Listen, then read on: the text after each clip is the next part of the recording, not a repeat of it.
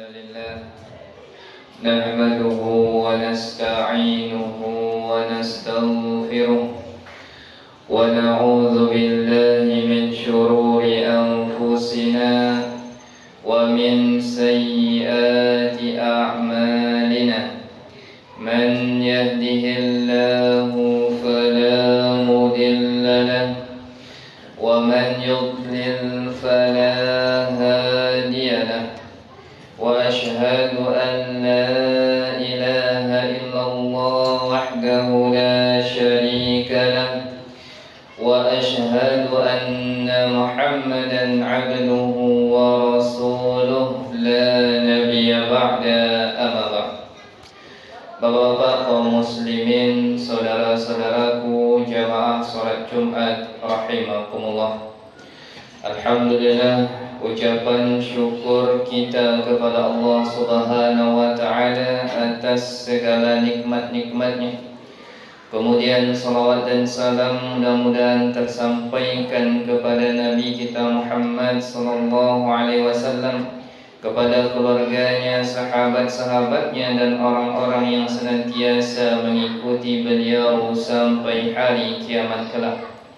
Marilah kita selalu meningkatkan keimanan dan ketakwaan kita kepada Allah Subhanahu wa taala dengan melaksanakan semua perintah-perintahnya dan menjauhi semua larangan-larangannya. Kaum muslimin jamaah salat Jumat rahimakumullah.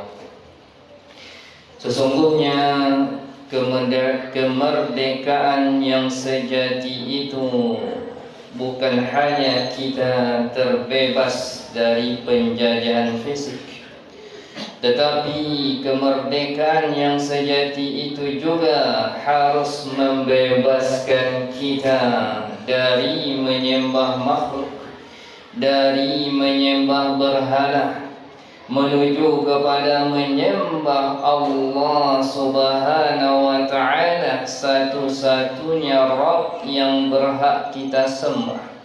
Karena Allah Subhanahu wa taala dialah yang sudah menciptakan alam semesta, yang maha kuasa di atas segala-galanya. Di dalam surat Al-Mulk ayat 1 Allah Subhanahu wa taala berfirman, Tabarakalladzi biyadihil mulk, Maha suci Allah yang di tangannya lah semua kerajaan.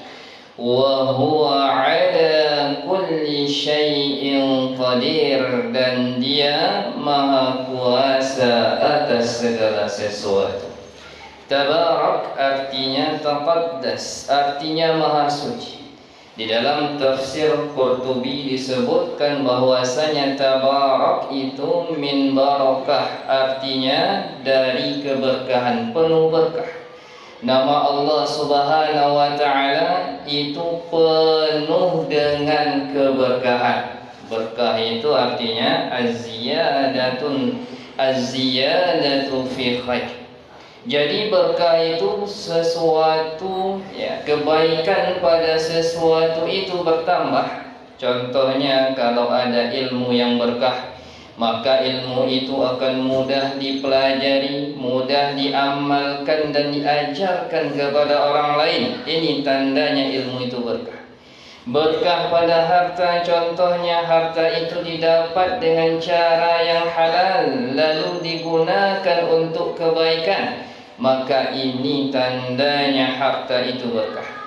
Kalau seandainya keberkahan pada umur yang Allah berikan kepada kita itu digunakan untuk kebaikan dan ketaatan kepada Allah, inilah yang dinamakan berkah.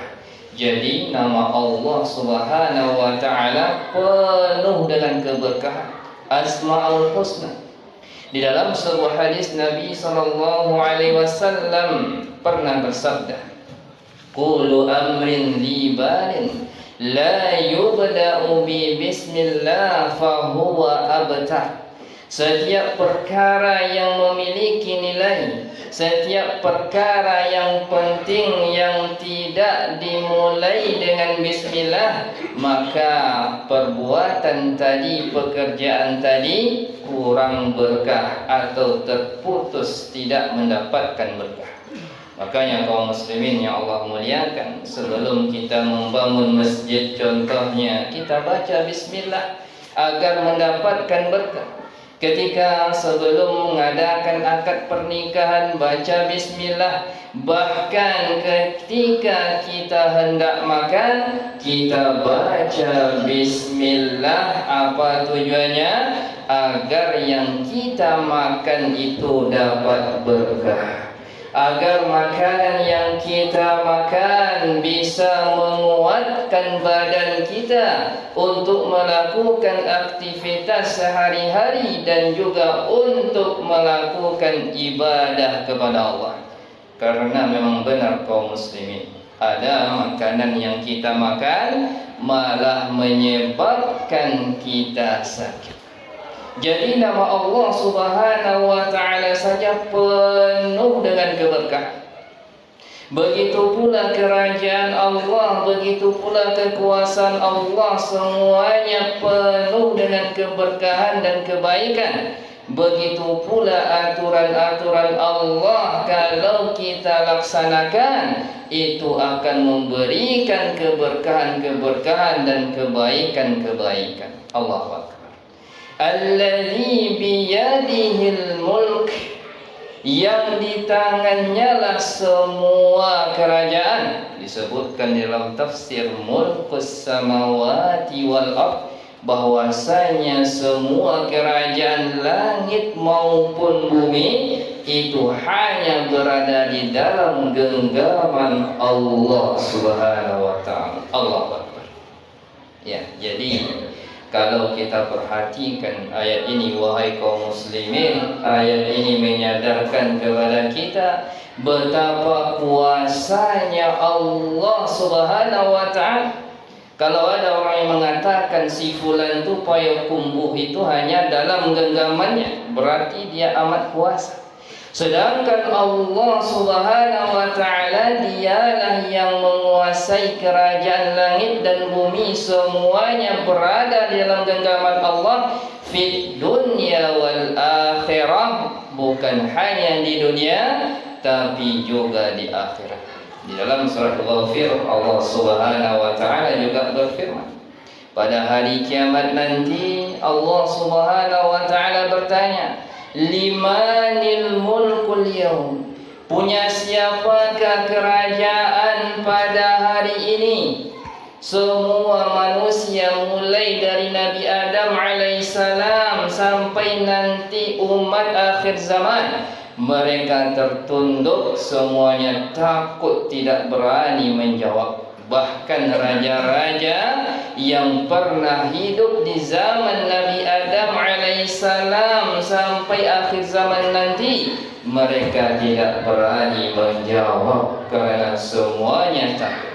Kemudian Allah Subhanahu wa ta'ala berfirman, lillahil wahidil qahhar, sesungguhnya kerajaan pada hari ini, kata Allah, hanyalah milik Allah yang Maha Esa, yang tidak terkalahkan. Allahu Akbar. Wa huwa ala kulli syai'in qadir, dan Allah Maha kuasa atas segala sesuatu. Coba kita perhatikan kaum muslimin yang Allah muliakan, sekuasa-kuasanya raja dunia, sehebat-hebatnya raja dunia, mereka tidak akan bisa menguasai semuanya. Bahkan diri mereka sendiri pun tidak bisa mereka kuasai sepenuhnya. Seperti tubuhnya, kadang-kadang tidak bisa menolak penyakit dari tubuhnya. Bahkan pikirannya kadang-kadang tidak bisa dia kuasai kesehatannya. Bahkan kematian pun tidak bisa dia tolak dari dirinya. Sedangkan Allah Subhanahu wa ta'ala Maha kuasa di atas segala sesuatu. Ketika kita memperhatikan. Ketika kita merenungi, mentadaburi kekuasaan Allah, hendaklah kita tahu, jangan sampai kita menzalimi orang lain di dalam kehidupan kita. Karena tidak ada yang bisa merasa aman dari azab Allah yang datang tiba-tiba. Selama kita masih di atas kerajaan Allah, maka jangan pernah merasa aman dari azab Allah yang datang secara tiba-tiba. Karena Allah Maha Kuasa di atas segala sesuatu. Allah berkuasa memberikan nikmat dan juga menimpakan azab. Allah berkuasa untuk menghidupkan dan mematikan. Allah Maha Kuasa untuk menurunkan hujan dan mencegah hujan. Allah Maha Kuasa untuk mendatangkan tsunami, gempa bumi dan lain sebagainya. Allahu Akbar. Di dalam ayat berikutnya, wahai kaum muslimin yang Allah muliakan, alladzi khalaqal mauta wal hayata liyabluwakum ayyukum ahsanu amala. Dan dialah Allah yang sudah menciptakan mati dan hidup, liyabluwakum, untuk menguji kalian, ayyukum ahsanu amala, siapakah di antara kalian yang paling baik amalannya. Wa huwal azizul ghafur, dan Allah Maha Kuasa dan juga Maha Pengampun. Allah Maha Perkasa dan juga Maha Pengampun.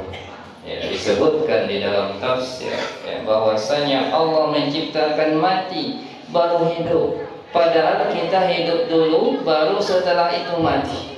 Dijelaskan oleh ulama bahwasanya pada awalnya memang manusia itu dalam keadaan mati, lalu Allah hidupkan kembali, sebagaimana di dalam surat Al-Baqarah juga disebutkan, kaifa takfuruna billah, bagaimana mungkin kalian bisa ingkar kepada Allah? Bagaimana mungkin kalian tidak mau menyembah Allah?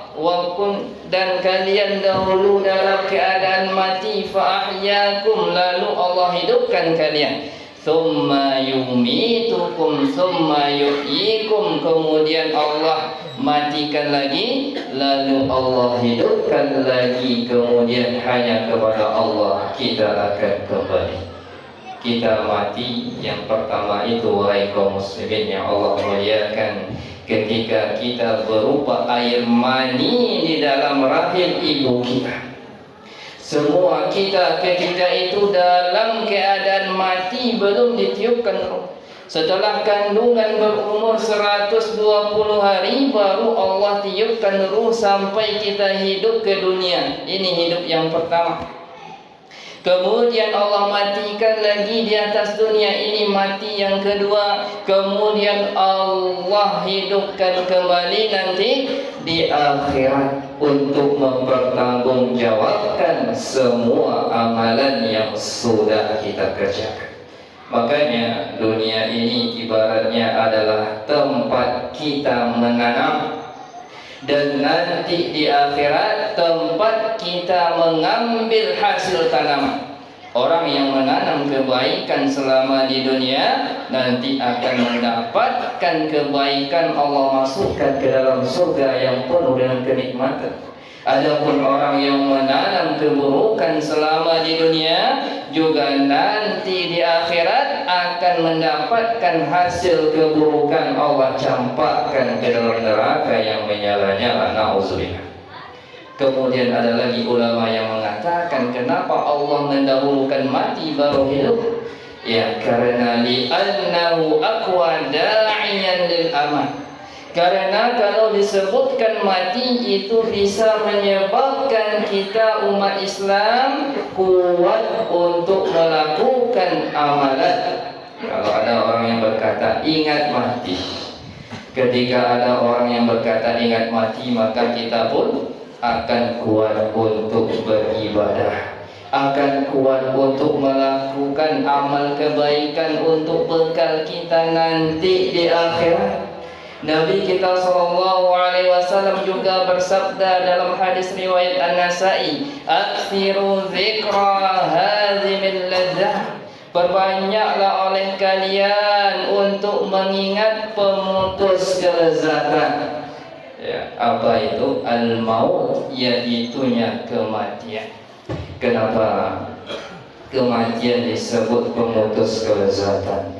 Karena kematian itu kalau sudah datang, wahai kaum muslimin yang Allah muliakan, tidak bisa kita tunda-tunda. Kelezatan hidup di dunia langsung berhenti saat itu juga.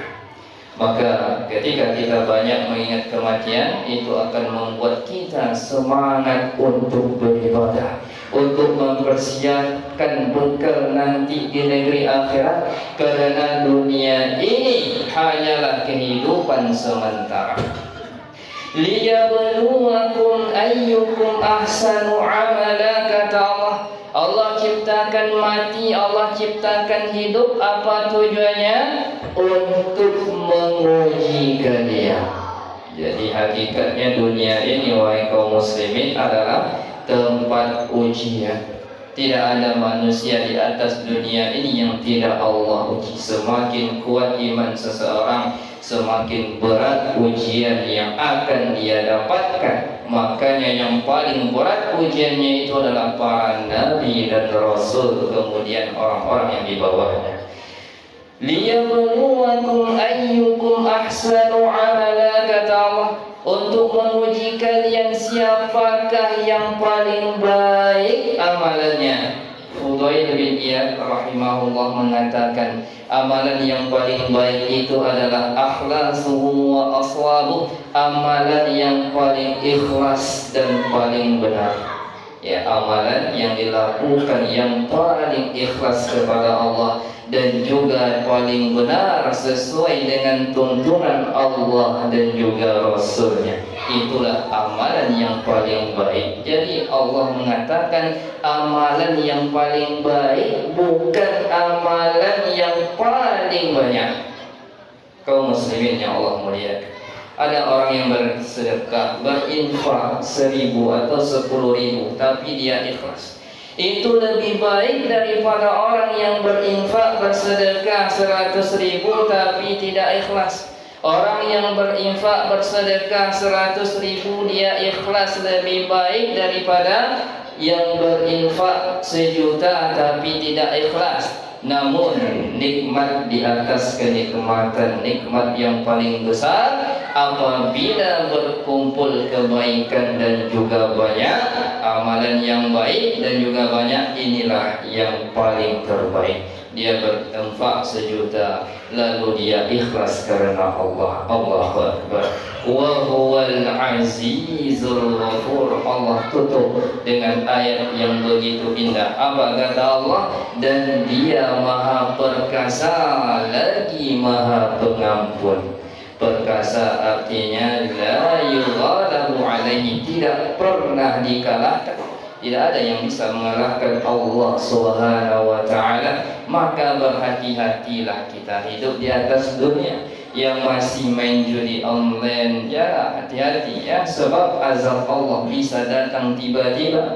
Yang masih menzalimi orang lain, berhentilah, sebab azab Allah bisa datang tiba-tiba. Allah Maha Perkasa dan juga Maha Pengampun. Artinya bagi siapa yang bertaubat kepada Allah, maka Allah akan ampuni dosa-dosanya. Al-Qais, orang yang cerdas itu adalah orang yang bisa menundukkan hawa nafsunya dan mempersiapkan bekal untuk kehidupan setelah kematiannya. Adapun orang yang lemah adalah orang yang memperturutkan hawa nafsunya dan banyak berangan-angan kepada Allah Subhanahu wa ta'ala. Aqulu ma tasma'un wa astaghfirullah li wa lakum wa lisa'il muslimin fastaghfiruhu innahu huwal ghafurur rahim.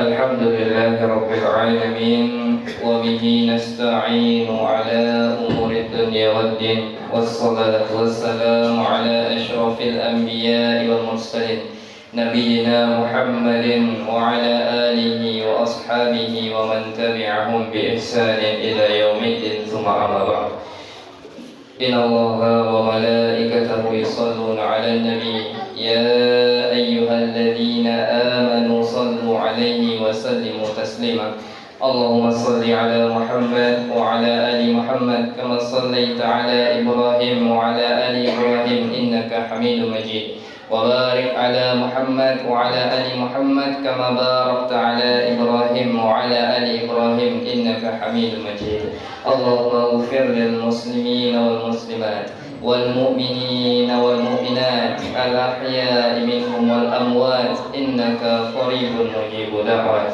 ربنا ظلمنا أنفسنا وإن لم تغفر لنا وترحمنا لنكونن من الخاسرين ربنا اغفر لنا ولوالدينا وارحمهم كما ربونا صغارا اللهم أعز الإسلام والمسلمين وأذل الكفر والمشركين ربنا آتنا في الدنيا حسنة وفي الآخرة حسنة وقنا عذاب النار عباد الله إن الله يأمركم بالعدل والإحسان وإيتاء ذي القربى وينهى عن الفحشاء والمنكر والبغي يعظكم لعلكم تذكرون ولذكر الله أكبر أقيم الصلاة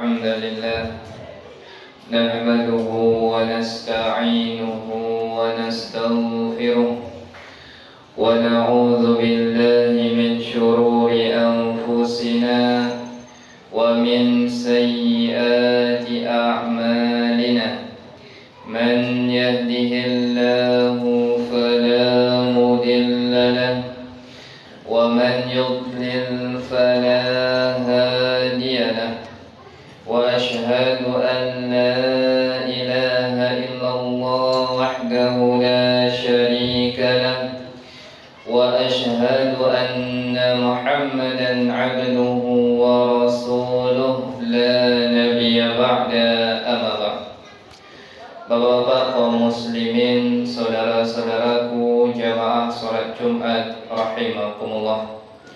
Alhamdulillah, ucapan syukur kita kepada Allah Subhanahu wa taala atas segala nikmat-nikmatnya. Kemudian salawat dan salam mudah-mudahan tersampaikan kepada Nabi kita Muhammad sallallahu alaihi wasallam, kepada keluarganya, sahabat-sahabatnya dan orang-orang yang senantiasa mengikuti beliau